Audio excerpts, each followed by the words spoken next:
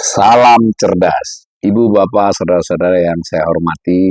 Sesi membacakan cuitan saya, Awalil Rizki, di platform X atau Twitter. Kali ini membacakan 3 cuitan terkait dengan utang luar negeri Indonesia. Karena memang baru saja diumumkan oleh Bank Indonesia beberapa hari yang lalu ya kondisinya. Cuitan pertama saya tulis pada 18 Februari 2025 jam 8.40 pagi. Saya tulis begini, posisi utang luar negeri, biasa disingkat ULN, Indonesia akhir 2024 sebanyak 424,85 miliar dolar ya. Di total utang luar negeri Indonesia itu 424,85 miliar. Terdiri dari utang luar negeri pemerintah dan Bank Indonesia 230,74 miliar dan utang luar negeri swasta 194,11 miliar. Sekaligus ini mengingatkan kembali bahwa external debt atau utang luar negeri itu beda dengan government debt atau utang pemerintah, beririsan tapi tidak sama. Jadi kalau utang luar negeri itu Indonesia terdiri dari utang luar negeri pemerintah bersama BI dan utang luar negeri swasta. Kalau utang pemerintah itu terdiri dari utang luar negeri pemerintah dan utang dalam negeri pemerintah. Nah, kembali ke cuitan. Nah, saya sertakan gambar seperti biasanya grafik dari tahun 1997 sampai 2024. Nah, kenapa pemerintah dan BI saya satukan datanya? Karena di tahun-tahun yang lampau itu memang jadi satu. Nanti di cuitan berikut saya akan sampaikan yang khusus pemerintah. Nah, kalau kita lihat gambarnya itu yang biru menunjukkan utang luar negeri pemerintah dan Bank Indonesia bersama-sama, yang orange adalah utang luar negeri swasta. Nah, yang garis hitam itu menunjukkan total keduanya. Kalau kita perhatikan memang utang luar negeri itu cenderung menaik ya dari tahun ke tahun. Jadi terus menaik. Dan dari grafik itu juga terlihat ada waktu di mana utang luar negeri pemerintah dan Bank Indonesia melampaui utang swasta dan ada waktu dia lebih kecil dari utang swasta. Dan untuk 2 tahun terakhir ini utang luar negeri Bank Indonesia dan pemerintah lebih besar dari utang luar negeri swasta. Dari grafik kita juga bisa melihat bahwa era Pak Jokowi 2014 sampai 2024, data akhir 2014 sampai dengan akhir 2024, itu utang luar negeri tumbuh 44,84%. Dari 293 miliar kurang lebih menjadi 425 miliar ya. 424,85 tadi, itu naiknya 44,84%. Nah, tetapi khusus Bank Indonesia dan pemerintah naiknya lebih pesat, yang biru ya, dari 129,74 miliar menjadi kurang lebih 230,74 miliar. Itu kenaikannya 77,85%. Jadi utang luar negeri swasta naiknya lebih landai pada era Jokowi. Nah, sedangkan pada era SBY itu total utang luar negeri sebetulnya naiknya lebih pesat loh, 107,63%, hampir 2 kali lipat. Tetapi khusus pemerintah dan Bank Indonesia naiknya lebih landai daripada era Jokowi. Nah, ini bisa dianalisis macam-macam ya, ini hanya informasi dulu. Itu cuitan pertama. Kemudian cuitan kedua saya itu menyoroti khusus utang luar negeri pemerintah. Saya tulis begini, ini 1 jam kemudian ya dari cuitan yang pertama. Posisi utang luar negeri ULN pemerintah per Desember 2024 itu sebesar 203,14 miliar. Hanya pemerintah ya, nggak termasuk BI. Itu naik 3,31% dari Desember 2023. Ya, jadi naiknya hanya 3,31%.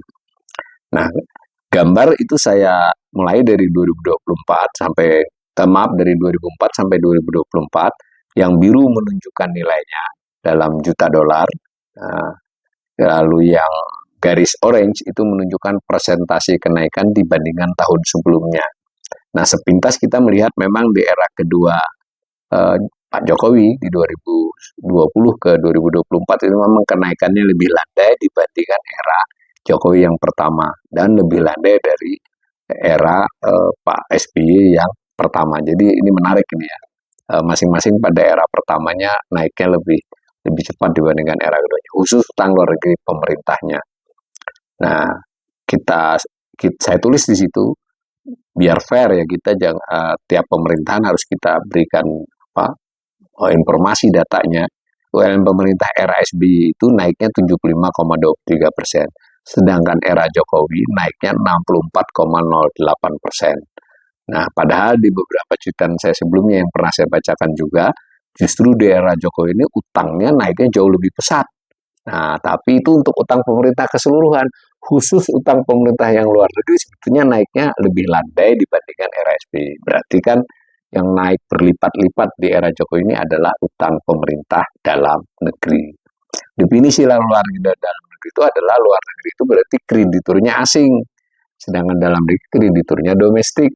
Asing itu ya tidak harus selalu dolar ya, rupiah pun kalau dimiliki oleh asing, misalnya surat utang pemerintah yang rupiah tapi dimiliki oleh asing, itu berarti utangnya utang luar negeri. Ya.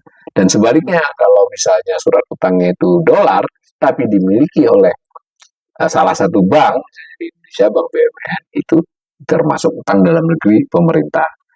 Nah, itu fakta yang saya sodorkan di cuitan kedua ini adalah terkait khusus utang luar negeri pemerintah dari 2004 sampai 2024, jadi 20 tahun. Nah, cuitan ketiga itu saya khusus menyoroti utang luar negeri Bank Indonesia. Saya tulis begini, posisi utang luar negeri Bank Indonesia meningkat pesat, terutama pada 2021 dipaksa berutang ke IMF ya, IMF. Dan sejak, nah itu dulu saya jelasin dulu karena di komentar ada yang nanya yang maksa itu siapa Pak? Nah itu harusnya memang saya kasih tanda petik ya, dipaksa itu maksudnya pada Agustus 2021 itu IMF itu bagi-bagi cadangan devisa sesuai dengan sahamnya kota.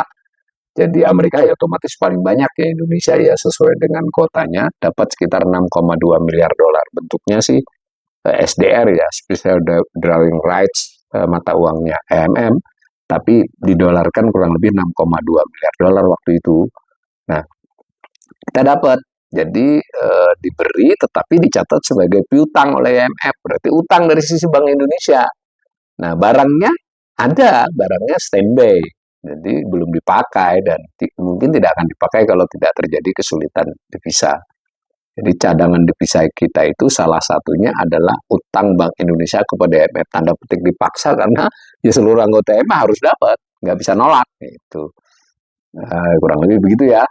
Maka tapi balas dicatat sebagai cadangan devisa, tapi juga dicatat sebagai utang. Makanya saya tulis itu terpaksa naik. Makanya di grafik itu juga langsung melompat tuh dari 2,87 miliar di tahun 2020 itu langsung menjadi 9 miliar di tahun 2021 sama-sama Desember ya, akhir tahun.